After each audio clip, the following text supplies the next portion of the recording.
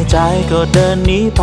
ไกลผู้คนที่วุ่นวายหากเหนื่อยกายก็ลองพักลงตรงที่ใจมันผ่อนคลายหากวันนี้ชีวิตที่ฝัน